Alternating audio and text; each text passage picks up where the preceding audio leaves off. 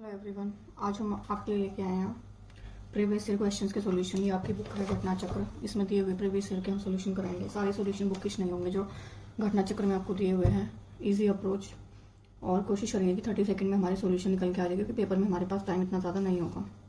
तो पहला क्वेश्चन आपकी स्क्रीन पे है। और एक और चीज़, ये बिगिनर्स के लिए बैच नहीं है, जिनको एक बेसिक अंडरस्टैंडिंग है उन्हीं के लिए सॉल्यूशंस हैं। थ्योरी का जो पार्ट एसोसिएटेड हुआ क्वेश्चन में, वो क्वेश्चन के टाइम पे बताया जाएगा कि इसमें कौन सी प्रॉपर्टी का यूज़ हुआ है। तो फर्स्ट क्वेश्चन, जैसे कि अपनी स्क्रीन पे आप देख रहे हैं, इसका सॉल्यूशन हम करते हैं। इसके लिए सबसे ज़्यादा इंपॉर्टेंट प्रॉपर्टी जो है हमारी पूरे के पूरे इंटीग्रेशन में जो यूज़ होगी, ये वाली प्रॉपर्टी है। तो इसमें हम लोग करेंगे, अगर a to b लिमिट है हमारी, फंक्शन हमारा f(x) है,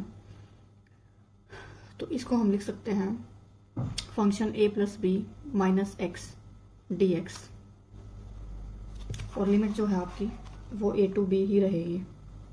इस तरीके से लिखा जा सकता है इस फंक्शन को। तो ये इस क्वेश्चन में हम पुट करेंगे तो सिंपली हम लिख सकते हैं I = π/4 तो 3π/4 dx। π/4 + 3π/4 हमारा पाई होता है। अब ये इक्वेशन फर्स्ट है, ये इक्वेशन सेकंड है, इन दोनों को हम ऐड कर देंगे। ऐड 1 और 2, उससे हमारा आ जाएगा 2i = लिमिट हमारी यही रहेगी 2 dx। और क्योंकि हमारा जो है cos π - x सेकेंड क्वाड्रेंट में होगा, यहाँ पे cos नेगेटिव होगा, तो ये 1 - cos होगा, और दोनों को ऐड करने पे 1 - cos² x आएगा आपका dx। 2 से 2 कैंसिल हो जाएगा सिंपली। 1 - cos² x आपका secant² x होता है, सॉरी sin² x होता है, और ऊपर जाके आपका बन जाएगा cosecant² x dx। लिमिट में अभी नहीं लगा रही, और इसका इंटीग्रेशन होता है -cot x। लिमिट हम यहाँ पे पुट कर देंगे तो आपका सिंपली आ जाएगा -1। π/4 की वैल्यू पहले 3π/4 अपर लिमिट पुट करेंगे। अपर लिमिट 3π/4 -1 होता है, -1 2 आपका आंसर आ जाएगा। उसके बाद नेक्स्ट क्वेश्चन आपकी स्क्रीन पे। नेक्स्ट क्वेश्चन में जो है हम यहाँ पे बुक सॉल्यूशन नहीं करेंगे क्योंकि वो काफ़ी बड़ा हो जाएगा। आपको मैं एक ट्रिक से कराऊंगी question log x। Next question का सॉल्यूशन आपकी स्क्रीन पे नेक्स्ट क्वेश्चन का सॉल्यूशन आपकी स्क्रीन पे log x 1 + log x का होल स्क्वायर dx। इसको इंटीग्रेट करना हमें बताया हुआ है यहाँ से। ये है आपका क्वेश्चन नंबर 2। ये सॉल्यूशन नहीं करेंगे हम लोग, तो ट्रिकी सॉल्यूशन पे चलते हैं इसके। इसमें हम log x को पुट करेंगे t। ऐसा करने पे हमारा वैल्यू जो आ जाएगी x की वैल्यू et, और ये dx et dt। अब इस फंक्शन को उससे रिप्लेस कर देंगे, तो log x हमारा t था तो t 1 + t का होल स्क्वायर, और ये dx की जगह हमारा आ जाएगा et dt। इसको इंटीग्रेट करना है। इसमें यहाँ पे एक माइनर मैनिपुलेशन करेंगे हम, t में +1 करेंगे और -1 करेंगे, तो ये t + 1 का होल स्क्वायर et dt है हमारे पास। ये करने के बाद इस वाले टर्म को और -1 को इंडिविजुअली खोलेंगे। जब आप इसको खोलोगे तो एक 1 + t कैंसिल हो जाएगा, और यहाँ पे आएगा 1 + t का होल स्क्वायर, और ये et बाहर है dt। यहाँ पे एक प्रॉपर्टी ये होती है हमारी कि इस टाइप का कोई भी अगर फंक्शन होता है कि बाहर et पड़ा हुआ है, और आप ध्यान से देखोगे कि इस फंक्शन का डेरिवेटिव यही फंक्शन है, तो इसका इंटीग्रेशन आपका होता है et 1 + t। जो वैल्यूज हमने इनिशियली मारी थी उनको सब्स्टिट्यूट कर देंगे, तो हमारा आंसर आ जाएगा x 1 + log x + a। et हमारा सिंपली यहाँ से क्या है, x है, वो हमने पुट कर दिया। t की वैल्यू log x थी, यही हमारा आंसर होगा, और इसमें अगर आप देखोगे तो आंसर d होगा हमारा। उसके बाद क्वेश्चन नंबर 3 आपकी स्क्रीन पे। इसके साथ में मैंने बुक में कुछ लिखा हुआ है, मैं इसको यहीं पे एक्सप्लेन कर देती हूँ। ये टोटली डिफरेंट क्वेश्चन है जो मैंने लिखा हुआ। अगर पेपर में इस टाइप की फॉर्मेशन आती है तो ये क्वेश्चन इस क्वेश्चन के कंपैरिजन में बहुत आसान है। दोनों में कुछ सिमिलैरिटी है पैटर्न में, अगर आप देखोगे तो। हालांकि ये क्वेश्चन थोड़ा इस क्वेश्चन से डिफिकल्ट है। अगर आपको पेपर में इस टाइप का क्वेश्चन देखने को मिले तो सिंपली मैंने थोड़ा सा सॉल्व करके, जो मैं दोनों को अलग अलग करूँगी प्लस में, इससे ये कैंसिल हो जाएगा तो sin इनवर्स x आ गया। और जब मैं पूरे का प्लस लेके सेपरेट करती हूँ 1 के नीचे, √1 - x² आ जाएगा। अगर मैं ध्यान से देखूँ, जैसे मैंने ऊपर वाले क्वेश्चन में यूज़ करा, अगर आपका फंक्शन ex बाहर है और इसका डेरिवेटिव ये है, तो सिंपली हमारा इसका आंसर क्या होता है कि e की x जिस फंक्शन का डेरिवेटिव है वो आ जाता है। ये हमारा आंसर हो जाएगा। अब मैं चलती हूँ इस क्वेश्चन के सॉल्यूशन पे। तो इसके लिए हमें ज़्यादा कुछ नहीं करना। सबसे पहले हम साइन इनवर्स एक्स को टी रूट करेंगे। ये करने के बाद एक्स की वैल्यू हो गई हमारी साइन टी। फिर डिफ्रेंशिएट किया हमने। जब आप डिफ्रेंशिएट करोगे, आप साइन को अगर मैं इधर लेके आती हूँ, मतलब साइन इनवर्स एक्स का डिफ्रेंशिएशन मेरे पास सिंपली √1 माइनस एक्स स्क्वायर होता है, ये डी टी हो गया। मैं जो क्वेश्चन आपने अपनी स्क्रीन पे देखा था उसमें पुट कर दूंगी सारी वैल्यूज जो जो मैंने मानी है। तो ये साइन टी हो गया, टी डी टी। क्यों? क्योंकि क्वेश्चन में हमारा क्या था, एक बार मैं क्वेश्चन लिख रही हूँ यहाँ पे, x sign inverse X √1 minus X square D x था आपका। जब मैंने इसको टी माना, ये आपका टी आ गया, एक्स को साइन टी हो गया, और जो ये पूरी टर्म आपकी है डी टी वाली, ये आपकी ये हो गई। इस वजह से मैंने आपको यहाँ पे लिख के दिखाया है। अब ये फंक्शन में ना यहाँ पे फिर से ट्रिक है कि अगर आइलेट एक फंक्शन होता है जिसमें आप करते हो इंटीग्रेशन बाय पार्ट्स लगाते हो, सबने पढ़ा होगा। पहले हम एज्यूम करेंगे फंक्शन 1 और फिर फंक्शन 2। असम्पशन हमारी इस पे बेस होती है कि अगर इनवर्स है, logarithm, algebra, trigonometry, exponential, preference का ऑर्डर ये रहता है हमारा फर्स्ट फंक्शन की। इसमें भी अगर आपका अलजेब्रा, ट्रिग्नोमेट्री और एक्सपोनेंशियल है तो वहाँ पे ये ट्रिक लगती है। ट्रिक हमारी सिंपल डायरेक्ट लिखने का फॉर्मूला है। पहली बार समझने में हो सकता है आपको टाइम लगे, दूसरी बार में आपको काफ़ी इजी लगेगा ये मेथड। जो आपको डिफ्रेंशिएट करना है ना, उसको आप एक बार एज इट इज उतारेंगे, उसके बाद डिफ्रेंशिएशन करेंगे। उसके बाद इंटीग्रेशन में क्या करोगे, आप पहले ही स्टेप से इंटीग्रेट करोगे माइनस में, और क्योंकि माइनस का एज इट इज और ये साइन टी। उसके बाद जब आपको लिखना है तो यहाँ पे पॉजिटिव, यहाँ नेगेटिव, इनको क्रॉस मल्टीप्लाई में लिखना है आपस में। तो क्या लिखूंगी मैं, टी कॉस टी माइनस का, प्लस में माइनस और माइनस प्लस हो गया, और जो है ये जो है आपका यहाँ पे है साइन टी, ये माइनस और ये माइनस जो है आपका प्लस हो गया, तो ये आ जाएगा साइन टी प्लस, यही आपका आंसर है। अब आपने जो जिसको माना था वो वैल्यूज आप सब्स्टिट्यूट कर दो। सब्स्टिट्यूट करने के बाद आपका आंसर आ जाएगा X minus sine inverse X √1 minus X square plus C. अगर मैं यहाँ पे एक एक चीज़ एक्सप्लेन करने में चली तो सॉल्यूशन बहुत बड़ा हो जाएगा। ये बेसिक चीज़ है, आपने जिसको जो माना हो आप खुद कर दीजिए वहाँ पे। जैसे मेरा जो टी था वो मेरा साइन इनवर्स एक्स था। एक चीज़ और यहाँ पे आपको देखनी पड़ेगी, जो यहाँ पे आपका जो कॉस टी है, मैंने जो माना है वो साइन इनवर्स में माना है। तो आप जब मैं यहाँ पे टी जो मेरा आएगा ये वाला, ये मेरा आएगा साइन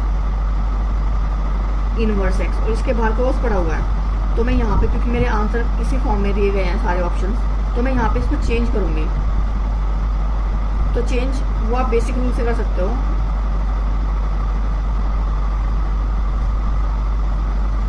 अगर मुझे दे रखा है यहाँ पे, अगर मुझे यहाँ पे फॉर एग्जांपल कॉस की बना, तो मैं इसको साइन में कैसे चेंज करूँगी। साइन में करने के लिए सिंपली, ये आपका बेस है, हाइपोटेन्यूज 1 है, तो परपेंडिकुलर मेरा क्या आ जाएगा 1 माइनस टी स्क्वायर, और हाइपोटेन्यूज 1 ही रहेगा।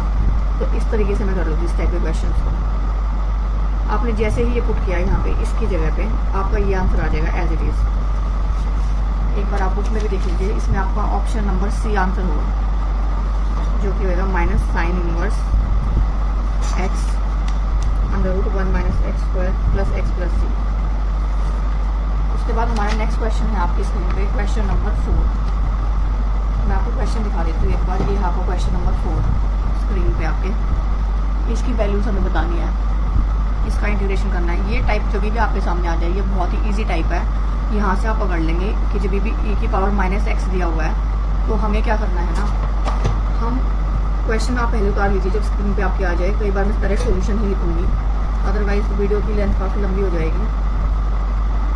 इसमें आपका जब भी इस टाइप की फॉर्मेशन आ जाए तो क्वेश्चन आपका आसान बना देगा, क्योंकि मैं इसको खोल के जब लिखूंगी 1, इसको मैं 1/e की पावर एक्स लिख सकती हूँ।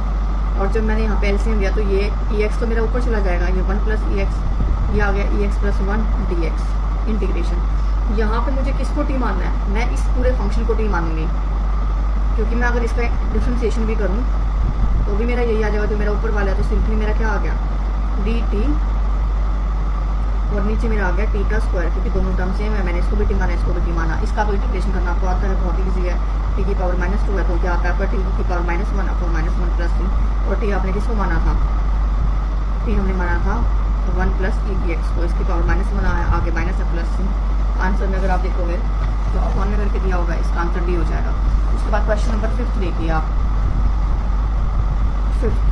फिफ्थ में बोलूँगी थोड़ा डिफिकल्ट क्वेश्चन है, क्योंकि मैनिपुलेशन हमें रिजल्ट तक पहुँचने के लिए 2-3 बार इसमें मैनिपुलेशन करनी पड़ेगी। फिर भी हम करते हैं मैनिपुलेशन। जब भी आपने इस क्वेश्चन को देखा, इसको ध्यान से आप देखोगे तो नीचे और ऊपर वाली टर्म में माइनस का तो ठीक है, माइनस का प्लस है, तो मैं अगर एक को मानती तो ऊपर वाला मैं इसको टी मानती तो डी एक्स करके कुछ आने, लेकिन यहाँ पे 3 दिया हुआ है, यहाँ पे 4 है, तो मैं सबसे पहले ना यहाँ पे इसको 4 बनाऊंगी। तो ये क्वेश्चन आप नोट कर लेंगे। मैं सॉल्यूशन की तरफ चलती हूँ। सॉल्यूशन किस तरीके से करेंगे? सॉल्यूशन में हम क्या करेंगे कि हम अपनी तरफ से मैनिपुलेट करेंगे। मैं एक ई की पावर एक्स प्लस कर दूंगी और माइनस कर दूंगी ई की माइनस एस, कोई फ़र्क तो नहीं पड़ा। वही चीज़ जो है वही चीज़ मैंने प्लस करी है, वही चीज़ मैंने माइनस करी है। ये 4 ई की एक्स माइनस 5 ई की माइनस एक्स डी एक्स। ये करने के बाद जो है मैं देखूंगी ये वाली टर्म मेरी 4 बन गई, 4 ई की एक्स प्लस 5 ई की माइनस एक्स, 4 ई की एक्स माइनस 5 माइनस ई की एक्स डी एक्स। इसको मैं इंटीग्रेट अलग कर लूँगी। उसके बाद जो मेरा यहाँ पे है माइनस ई की एक्स और 4 ई की एक्स माइनस 5 ई की एक्स, ये अलग हो जाएगा। सिंपली इसको हम क्या लिख सकते हैं, अगर आप इसको डिफरेंशिएट करेंगे तो हमारा आंसर क्या आ जाएगा, यही आ जाएगा। तो अगर इस तरीके का कोई भी फंक्शन हो कि एफ एक्स मेरा फंक्शन है और एफ डैश एक्स वहाँ पे ऊपर दे रखा हो, तो इसका आंसर हो जाता है लॉग एफ एक्स। तो इसमें तो कुछ नहीं, इसका आपका डायरेक्ट आंसर आ जाएगा यहाँ पे लॉग ये 4 ई की एक्स माइनस 5, ये करके आपका आंसर आ गया। अब मुझे इसको फर्दर सॉल्व करना है। इसमें अगेन आपको 2-3 मैनिपुलेशन लगानी पड़ेगी, और वो मैनिपुलेशन क्या है आपकी, इसमें आप ई की एक्स से ऊपर और नीचे दोनों जगह मल्टीप्लाई कर दोगे, ऊपर भी और एक इसके साथ में पूरा। जब आपने इसको किया तो ये तो ई की 2x बन जाएगा, और जब आप नीचे करोगे तो ये हो जाएगा 4 ई की 2x, और ये माइनस ई की माइनस एक्स से ये कैंसिल, ये आ जाएगा आपका। अब मैं इस फंक्शन को टी पुट करूँगी। जब मैंने इस फंक्शन को टी पुट कर दिया तो 4 ई की 2x का ई की 2x और 2x का यहाँ पे 2 आगे आ जाएगा, D X is equal to D, ये मेरा आ गया। अकॉर्डिंगली मैं सब्सटीट्यूट करूँगी अपने क्वेश्चन में जो चीज़ें मैंने निकाली हैं। तो सब्सटीट्यूट करने के बाद सिंपली मेरा बनेगा डी टी 1/8, पूरा फंक्शन नेगेटिव में चल रहा है, और ये टी। इस टाइप के फंक्शन का आंसर हमारा होता है लॉग टी। टी हमने जो माना था वो हम पुट कर देंगे। टी हमने क्या माना था, 4 ई raise to power 2x 5x। अगर आप आंसर में देखोगे ध्यान से, आप क्वेश्चन देखिए दोबारा से जो आपने स्टार्टिंग में स्क्रीन पे देखा था, तो हमारा आंसर इस फॉर्म में नहीं है, यहाँ पे हमारा कुछ और है। तो उसको हमें अगेन थोड़ी सी मैनिपुलेशन फिर से करनी पड़ेगी। उस मैनिपुलेशन में हम क्या करेंगे कि हम इस पूरे को दोबारा से ई की एक्स से डिवाइड कर देंगे। तो जब मैं डिवाइड करूँगी तो 4 ई की एक्स तो यहाँ आएगा, ये 5 डिवाइड करने का मतलब ये है कि ई की माइनस में आ जाएगी पावर 5 के साथ। उसके अलावा माइनस के 1/8 लॉग ई एक्स भी एक टर्म आएगी। तो ये माइनस का 8 यहाँ पे चल रहा था पहले से ही,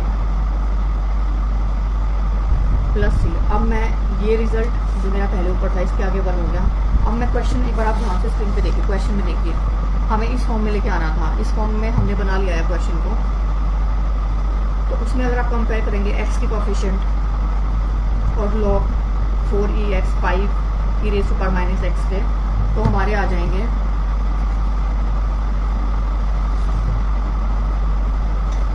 ये जो log dx है इससे तो ये कट जाएगा -1/8x। तो x का कोफिशिएंट तो -1/8 आ गया जो कि आपका a है, और b के लिए क्या होगा मेरा, ये -1/8 है ये चीज़, और ये चीज़ हमारी सेम है, तो 1 -1/8 यानी कि 7/8। तो इस क्वेश्चन का आपका ऑप्शन हो जाएगा ए आंसर है। क्वेश्चन थोड़ा डिफिकल्ट है ये, अगर हमारा DT+P के पेपर में आता है तो छोड़ने में भलाई है, क्योंकि कोई भी और शॉर्ट ट्रिक नहीं है क्वेश्चन करने की, आपको पूरा ही करना पड़ेगा और इतने कम समय में नहीं हो पाएगा ये क्वेश्चन, फिर भी मैंने आपको सोल्यूशन बता दिया। ये अगला क्वेश्चन है, क्वेश्चन नंबर 6। ध्यान से देखिए क्वेश्चन नंबर 6 आपकी स्क्रीन पे ये रहा। यहाँ पे मैं आपको फिर से एक प्रॉपर्टी बताऊंगी। कुल मिला के आपके डेफिनेट इंटीग्रेशन में 7 प्रॉपर्टी होती हैं, अगर आपने थ्योरी पोर्शन पढ़ा होगा तो उसमें सबसे इंपॉर्टेंट प्रॉपर्टी वही थी जो हमारी क्वेश्चन नंबर 1 में यूज़ हुई, ठीक है। उसके बाद एक प्रॉपर्टी हमारी ये है जो मैं आपको बता रही हूँ, -a से a लिमिट है कोई फंक्शन है dx, तो इसकी 2 वैल्यूज हो सकती है। वैल्यू होगी आपकी 0 अगर फंक्शन है हमारा ऑड फंक्शन, और 2 0 to a हम लिख सकते हैं अगर हमारा फंक्शन है इवन फंक्शन, 2 टाइम्स हो जाता है 0 to 1। और और फिर आगे इसी प्रॉपर्टी में इससे मिलते जुलते कई सारे मैनिपुलेशन भी होते हैं। जब क्वेश्चन आएगा तब मैं बताऊँगी। क्वेश्चन आई होगा आपने नोट कर लिया होगा जो मैंने स्टार्टिंग में आपको बताया है। एक बार मैं फिर से यहाँ पे क्वेश्चन बता रही हूँ, cos x माइनस के cos क्यूब x dx, इसकी वैल्यू में बताने के किसके इक्वल होगा। ये जो फंक्शन है आपका, ये एक इवन फंक्शन है, और क्योंकि अब इवन और ऑड फंक्शन क्या होता है, सिंपली अगर एफ एक्स है उसकी जगह पे अगर आप माइनस एक्स लिखो और ये माइनस बाहर आ जाए तो ये आपका ऑड फंक्शन होता है। वहीं पे ये माइनस जो है माइनस एक्स रखने पे फिर से यही वैल्यू दे दे तो ये आपका इवन फंक्शन होता है। तो इस पर्टिकुलर फंक्शन में हम क्या करेंगे कि cos x हमने बाहर लिया पेपर में, मतलब अभी जो मैं पेपर सॉल्व करा रही हूँ क्वेश्चन में जितनी रिक्वायरमेंट होगी मैं आपको उतना बताते जाऊँगी, क्योंकि कोई थ्योरी क्लास नहीं है, सॉल्यूशन क्लास है। क्योंकि मैंने cos x बाहर लिया, इससे तो 1 माइनस ये हो गया 1 माइनस cos स्क्वायर x, इसको मैंने sin x लिखा क्योंकि sin स्क्वायर x होता है, और अंडर रूट में निकाल के मैंने मोड़ लगा दिया यहाँ पे। अब सिंपली हम इसमें पुट कर लेंगे cos t को, हम cos x को पुट करेंगे हम t पुट करने के बाद जो है हमारा आ जाएगा अंडर रूट t dt, और क्योंकि cos का जो है differentiation minus sin x dx dt होता है तो एक माइनस बाहर आ जाएगा। क्योंकि इवन फंक्शन है तो मैं लिमिट 0 को पाई बाई 2 लिख सकती हूँ, तो मुझे कुछ बाहर लगाना पड़ेगा। तो अब इसका तो आपको पता है कि क्या होगा, इंटीग्रेशन इसकी पावर हो जाएगी 3/2 और 2/3 इसके नीचे ये आ गया एक मिनट पावर 3/2 सॉरी 3/2, ये 2 आपको ऊपर चला जाएगा तो ये हो जाएगा 4/3। अब टी की जो है ना हम वैल्यूज पुट कर देंगे 0 को। जब मैंने यहाँ पे जब मैं cos x को जब यहाँ पे मैं पुट कर रही हूँ आपका टी, तो मुझे वैल्यूज़ के अकॉर्डिंग चेंज करनी पड़ेंगी लिमिट की। तो मैं जब 0 पुट करूँगी तो वैल्यू क्या आएगी, मेरी वैल्यू आएगी 1, क्योंकि cos 0 1 होता है, और वहीं पे π/2 पे वैल्यू क्या आ जाएगी 0, तो मेरी लिमिट बन जाएगी 1 to 0। तो यहाँ पे मेरा आंसर इस वजह से, क्योंकि एक माइनस बाहर भी पड़ा हुआ है, तो जब मैं ये पुट करूँगी तो मेरा पॉजिटिव में 4/3 आंसर आ जाएगा। तो मैंने जो बुक में सोल्यूशन है वही आपको कराया, क्योंकि अपने आप में छोटा सोल्यूशन है। Next question number 7। आज हम 10 क्वेश्चंस करेंगे। इसमें जब भी आपको इस टाइप का कोई भी फंक्शन दिखे तो उसमें एक आप सिंपल सी चीज़ ये करोगे कि आप पुट किसको करोगे टी। आपको किसी भी क्वेश्चन में यही देखना है कि आपने टी किसको पुट करना है। इसमें log x को आप टी पुट करोगे। आप क्वेश्चन उतार लीजिए, आप किसी भी तैयारी करने वाले बच्चे के पास प्रीवियस ईयर की बुक होगी तो आप अपनी बुक खोल के भी बैठ सकते हैं। ये देखिए log x बेस e है हमारा x dx।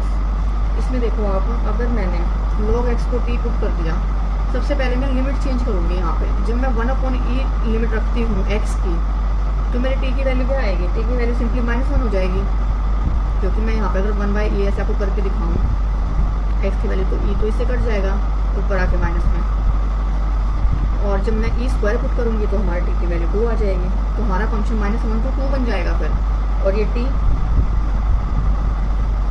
dt, क्योंकि log x को t मानने के बाद 1/x dx तो dt होता है, तो 1 वाला तो हमारा पूरा का पूरा पार्ट dt बन जाएगा। इसका हम सबको पता है कि आंसर ये होता है आंसर। और उसके बाद वैल्यूज हम पुट कर लेंगे, वैल्यूज हम तोड़ के पुट करेंगे। मतलब पहले हम पुट करेंगे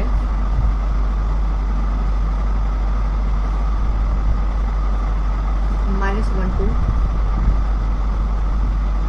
0 की t dt।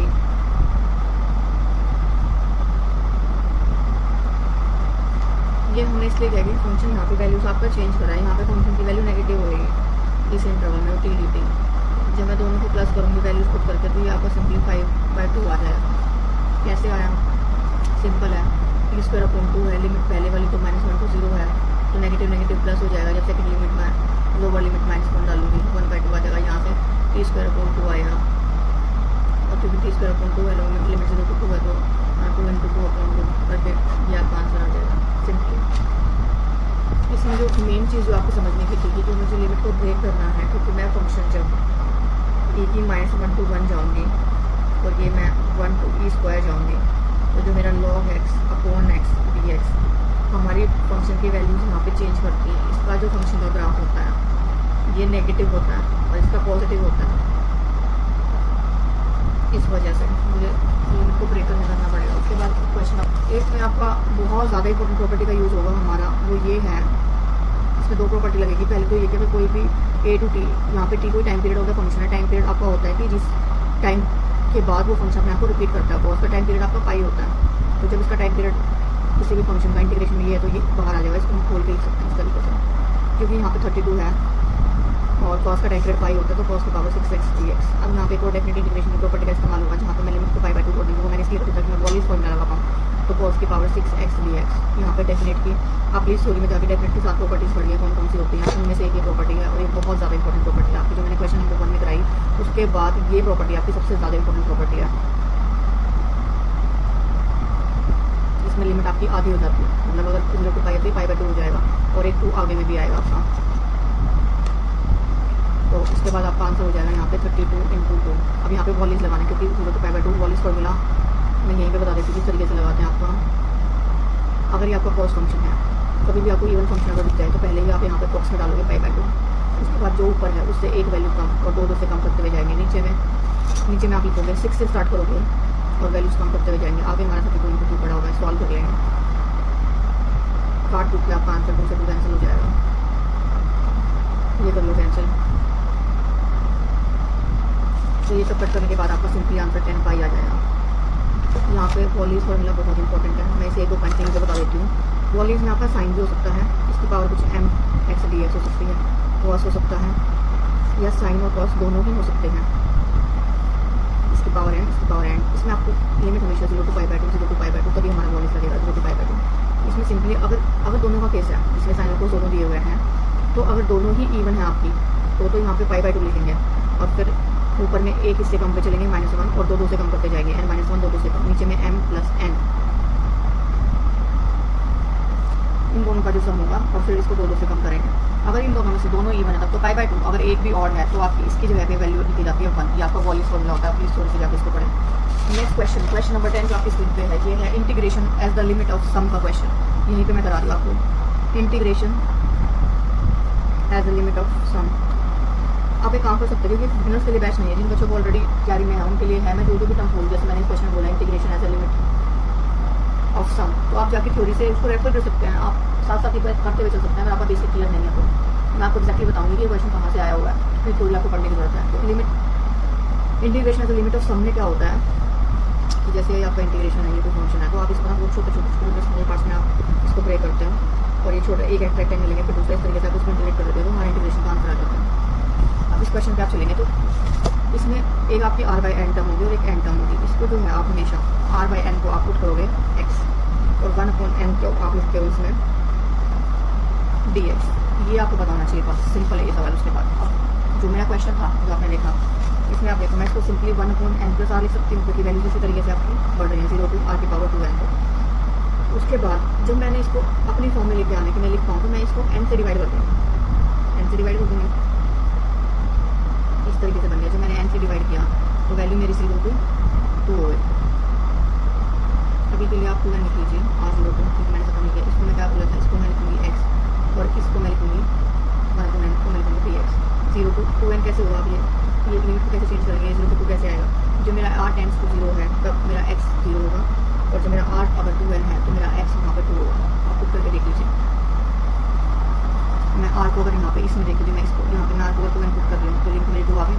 इसको मैं सिंपली इंटीग्रेट कर दूँगी, log 1 + x 0 to 2, values put कर दी मैंने log 3 - log 1, तो इसका आंसर log 3 हो जाएगा, आंसर log 1 0। उसके बाद हम चलते हैं 10th क्वेश्चन पे। इस वीडियो में हम 10 क्वेश्चन करेंगे आज। आगे अगर हमारी तो मुझे क्वेश्चन एक्सप्लेन भी करना पड़ता है, अगर आगे हमारी स्पीड बढ़ गई तो हम इस तरीके से कर लेंगे। अब 10th क्वेश्चन देख लिया। 10th क्वेश्चन आपको देखने में बहुत सिंपल क्वेश्चन लगेगा, लेकिन एक छोटी सी ट्रिक है इसमें आपको पूछा गया है 1 + x² को विद रिस्पेक्ट टू x² हमें इंटीग्रेट करना है। तो इसमें ज़्यादा कुछ नहीं है, सिंपली मैंने लिखा 1 + x², इसको ये dx² है, इसको इंटीग्रेट करना है। तो इसको जब मैं इंटीग्रेट करूँगी जैसे हम x से करते थे, यहाँ पे x² से करना है तो dx² आएगा सिंपली मेरा। तो इसका आंसर क्या होता है, नॉर्मल वही तरीका है, ये 3/2 हो जाएगा, तो ये 3/2 मेरा फॉर्म में आता है प्लस के, ये आपका आंसर हो जाएगा।